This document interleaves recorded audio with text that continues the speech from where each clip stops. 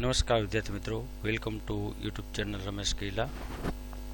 ખૂબ સરસ મજાની વિડીયો સિરીઝ જેમાં આપણે પરીક્ષાની તૈયારી કરી રહ્યા છીએ ત્યારે જામનગર મ્યુનિસિપલ કોર્પોરેશનની એક્ઝામનો પેપર આપણે જોઈએ છીએ, જેમાં આગળ આપણે ભાગ 1, 2, 3 જોઈ ગયા. આ છે ભાગ 4 અને જે 11/8/2024નું પેપર. ખૂબ સરસ મજાની પેપરની છણાવટ કરી છે મિત્રો, અને બહુ વિદ્યાર્થીઓ વિડીયો જુએ જ છે, પણ કોમેન્ટ કરવાની થોડી આળસ છે અને લાઇક કરવાની પણ થોડી આળસ છે. મિત્રો, જો આવા જ તમારે વિડીયો જોવા હોય અને ખરેખર પરીક્ષામાં આ જ પ્રશ્નો પૂછાશે, આવી જ રીતે પ્રશ્નો પૂછાશે, આટલું બધું સરસ મજાનું વિવરણ કરી અને બ્રીફ તમને આપેલ છે, અને આવા જ પ્રશ્નો આપણે તૈયાર કરવાના છે. સાચા અર્થમાં પરીક્ષાની આ જ તૈયારી છે.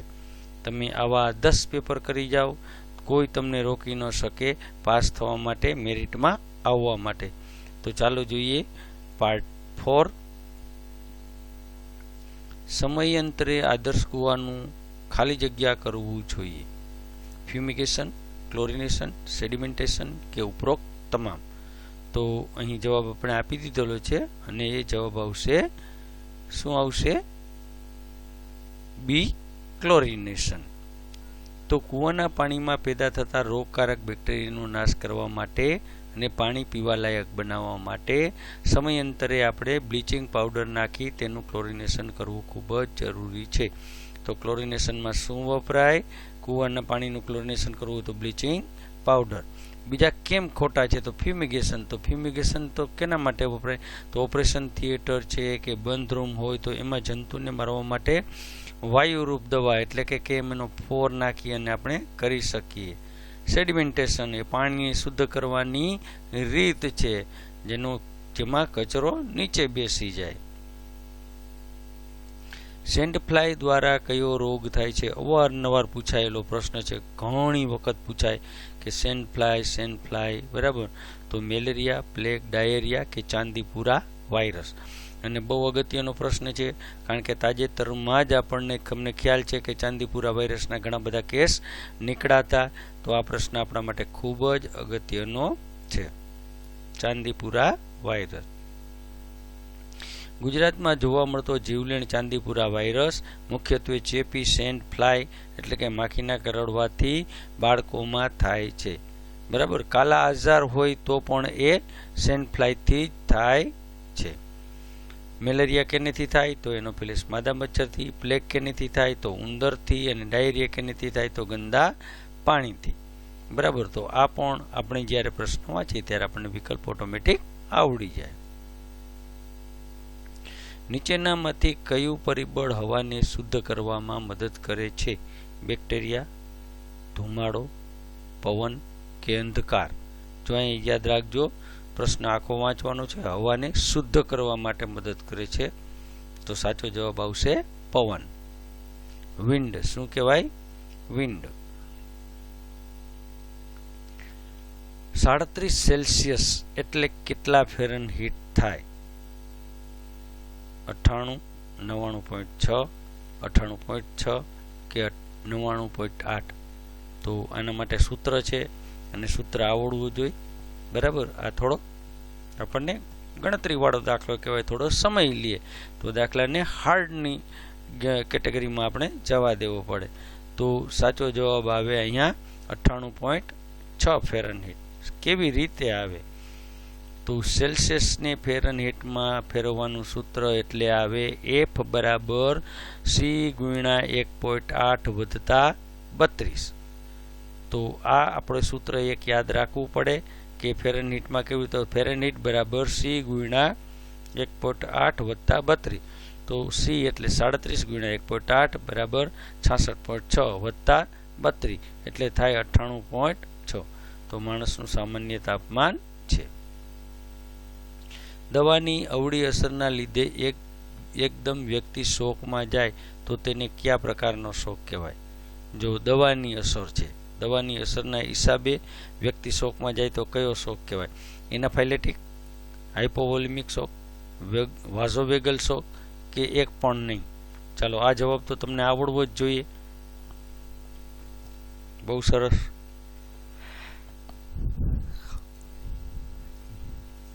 તો એનાફાઇલેટિક શોક. જ્યારે કોઈ વ્યક્તિને પેનિસિલિન જેવી દવા કે જીવજંતુ કરડવાથી ગંભીર એલર્જી થાય તો બ્લડ પ્રેશર અચાનક ઘટી જાય છે અને આવી સ્થિતિમાં વ્યક્તિ છે એ બેભાન બની જાય છે. તો આવો જે શોક છે એને કહેવાય એનાફાઇલેટિક શોક. હાઇપોવોલ્યુમિક શોક એટલે શું? તો શરીરમાંથી વધુ લોહી વહી જાય કે પાણી વહી જાય અને જે વોલ્યુમ છે એ ઓછું થઈ જાય તો હાઇપોવોલ્યુમિક શોક કહેવાય. વાઝોવેગલ શોક એટલે શું? અચાનક ડર, દુખાવો કે ભાવનાત્મક આઘાત લાગે તો એને કહેવાય વાઝોવેગલ શોક. વિટામિન ડી શાના માટે ખૂબ અગત્યનું છે?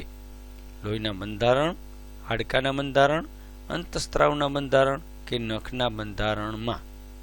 તો આ પ્રશ્ન તો તમને બધાને આવડે જ છે અને આઈ થિંક જેટલા પણ વિડીયો જુએ છે અને હવે જોશે તો ચોક્કસ એમાં કોમેન્ટ તમારે આપવી જ પડશે ABCD. ચાલો આપો કોમેન્ટ તો ખ્યાલ આવે કે ખરેખર તમને આવડે છે કે નહીં. અને આવડે જ છે. સાચો જવાબ આવશે હાડકાના બંધારણમાં. તો ડીની આંતરડામાંથી કેલ્શિયમ ફોસ્ફરસનું શોષણ કરાવે છે. તે મજબૂત હાડકાના બંધારણ માટે ખૂબ જ અગત્યનું છે. બાળકમાં કયો રોગ અટકાવે?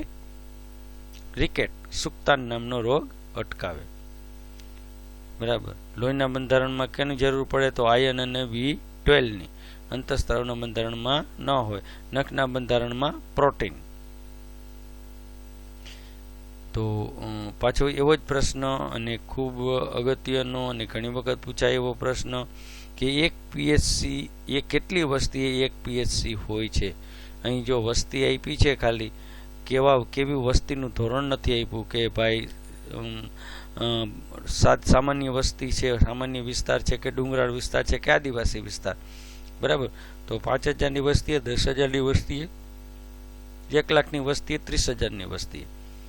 તો સાચો જવાબ આવશે 30,000ની વસ્તીએ.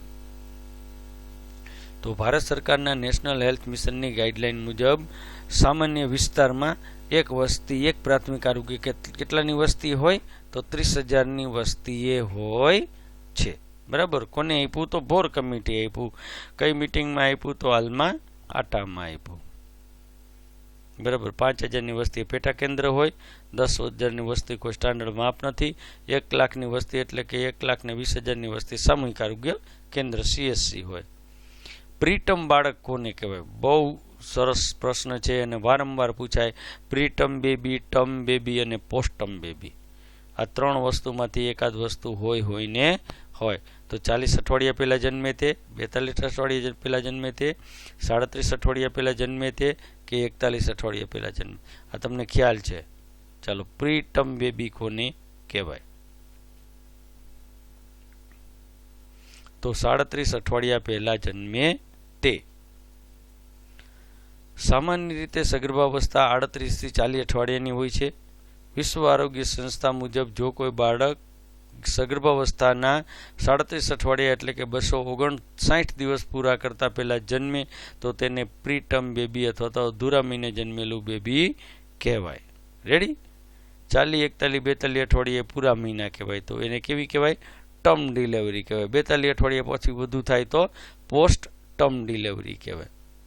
ચાલો, રૂલ્સ ઓફ 9 પ્રમાણે જમણો હાથ આખો દાજી ગયો હોય તો કેટલાક ટકા બંશ કહેવાય? યાદ રાખજો, રૂલ્સ ઓફ 9 પ્રમાણે જમણો હાથ આખો દાજી ગયો હોય તો કેટલા ટકા બંશ કહેવાય? ઓહો, સોરી 9, 18, 27 કે 6? તો સાચો જવાબ આવે 9. બરાબર. તો રૂલ્સ ઓફ 9 પ્રમાણે આખો હાથ દાજી ગયો હોય તો આગળ પાછળ થઈને 9% થાય. 18% હોય તો પગ અને છાતીનો ભાગ ગણાય. બરાબર. 27% એ ટકાવારી નથી. 6% એ કોઈ સિંગલ વપરાતી નથી. નાકમાંથી બ્લીડિંગ થાય તેને શું કહેવાય? બહુ સરસ પ્રશ્ન છે. આ પ્રશ્ન પણ વારંવાર પૂછાતો પ્રશ્ન છે. એકાદું બ્લીડિંગ પૂછાઈને પૂછાય જ. તો શા માટે પાકું આવડવું જોઈએ નહીં? તો નાકમાંથી બ્લીડિંગ તો હિમોપ્ટિસિસ, એપિટેક્સિસ, હિમેટેમેસિસ કે મલિના? ચાલો, નાકમાંથી બ્લીડિંગ થાય છે. આપો સાચો જવાબ. અને આ બ્લીડિંગ તો બધા આવડવા જ જોઈએ. ખાલી આપણને અહીંયા એક પણ ઓપ્શન આવડશે તો બીજા 3 ઓપ્શન પણ આપણને આવડવા જોઈએ. તો સાચો જવાબ આવે એપિટેક્સિસ. બરાબર. તો નાકમાંથી લોહી નીકળે તો એને શું કહેવાય? એપિટેક્સિસ. અન્ય વિકલ્પ કેમ ખોટા છે? તો હિમોપ્ટિસિસ એટલે ઉધરસ કે કફમાંથી લોહી આવે, હિમેટેમેસિસ એટલે ઉલટીમાંથી લોહી આવે, મલિના એટલે ઝાડામાંથી લોહી આવે. હજી આવશે હિમેચ્યુરિયા. કેમાંથી લોહી આવે? તો પેશાબમાં, યુરિનમાં આવે તો હિમેચ્યુરિયા. રેડી? બહુ સરસ. ચાલો. સાઇનોસિસ એટલે શરીર બ્લુ થઈ જવું, શ્વાસ લેવામાં તકલીફ પડવી, મોંમાં ફીણ આવવા કે ઊંઘમાં તકલીફ. ચાલો, આ જવાબ પણ તમને આવડે છે, ખૂબ સિમ્પલ છે. આપી દો જવાબ.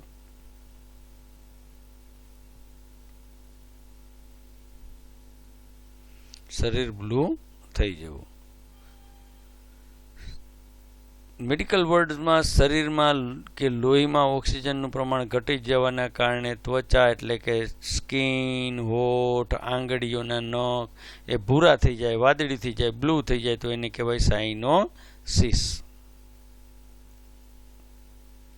કોઈ પણ વુંડને સાફ કરતી વખતે ઉપરથી નીચે તરફ, નીચેથી ઉપર તરફ, અંદરથી બહાર તરફ કે ઇન્ફેક્ટેડથી નોન ઇન્ફેક્ટેડ તરફ. ચાલો, આ તો પ્રેક્ટિકલનો પ્રશ્ન છે, તો આવડવું જ જોઈએ. સરસ. અંદરથી બહારની તરફ. બરાબર. પહેલા અંદર સાફ કરવાનું, પછી બહાર સાફ કરવાનું. તો અહીંયા છે કે વૂંડના ડ્રેસિંગના સિદ્ધાંત મુજબ ઘા હંમેશા ઓછા ચેપી ભાગથી વધુ ચેપી ભાગ તરફ સાફ કરવો જોઈએ. ઘાની વચ્ચેનો ભાગ સૌથી ચોખ્ખો ભાગ મનાય છે, તેથી રૂ અને ગોસ્પીસની મદદથી ગોળાકાર દિશામાં અંદરથી બહાર એટલે કે સેન્ટ્રલ ટુ પેરીફરીમાં સાફ કરવો જોઈએ. નીચેનામાંથી પૈકી ટ્રેક્શનવાળા ભાગને ઊંચો રાખવા શાનો ઉપયોગ કરવામાં આવે છે? પેશન્ટને ટ્રેક્શન આપેલું હોય અને ભાગ આપણે ઊંચો રાખવો હોય તો કેનો ઉપયોગ કરવાનો છે? બેકરેસ્ટ, બેડ ટેબલ, ઓસિકો કે બેડ બ્લોક્સ? ચાલો, આ પણ આવડે. બહુ સરસ. તો સાચો જવાબ આવે બેડ બ્લોક્સ.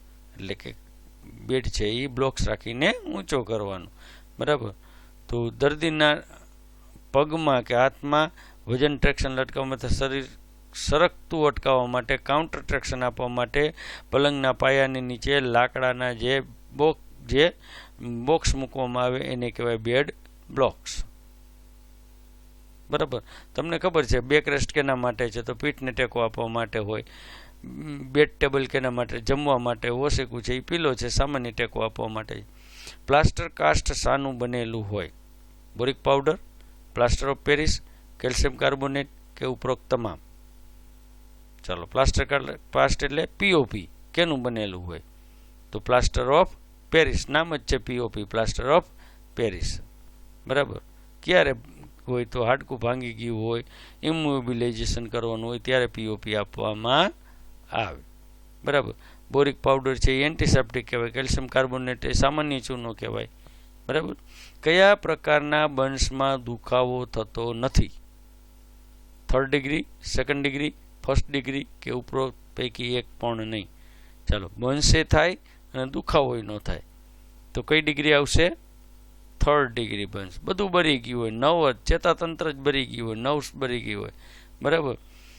તો 3rd ડિગ્રી બર્ન્સ છે ચામડીના તમામ પળોની નીચે આવેલી ચેતાઓ છે સંપૂર્ણપણે નાશ થઈ જાય. જ્ઞાનતંતુ બળી ગયા હોવાથી દર્દીને તે ભાગમાં દુખાવાનો અહેસાસ થતો નથી. પેઇનલેસ થઈ જાય. કેવું થઈ જાય? પેઇનલેસ. 2nd ડિગ્રીમાં ભયંકર દુખાવો થાય. 1st ડિગ્રીમાં બળતરા થાય. શરીરમાં ફ્લુઇડનું પ્રમાણ ઘટી જવા જાય અને બ્લડ પ્રેશર ઓછું થઈ જાય તો કયા પ્રકારનો શોક જોવા મળે? જો આપણે ખરેખર તમે સાચા અર્થમાં પેપરનું સોલ્યુશન કર્યું હોય તો આગળ આ જ પ્રશ્ન આપણને પૂછાણો હતો કે દવાનું રિએક્શન હોય અને અચાનક શોકમાં દર્દી જાય તો એને કયો શોક કહેવાય? ત્યારે આપણે કીધું હતું કે એનાફાઇલેટિક શોક.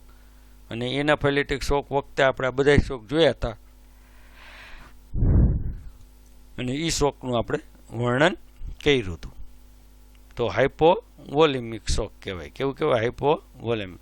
શરીરમાં વધુ પડતું લોહી વહી જાય અથવા તો પ્રવાહી વહી જાય ઝાડા ઉલટીમાં, બરાબર, એટલે રક્તવાહિની જે છે બ્લડ વેસલ્સ છે એનું દબાણ ઘટી જાય, તો એને કહેવાય હાઇપોવોલેમિક શોક. બરાબર. એનાફાઇલેટિક ખબર પડી ગઈ, વાજોવેગલ આપણને ખબર છે, અને નર્વ શોક પણ ખબર છે.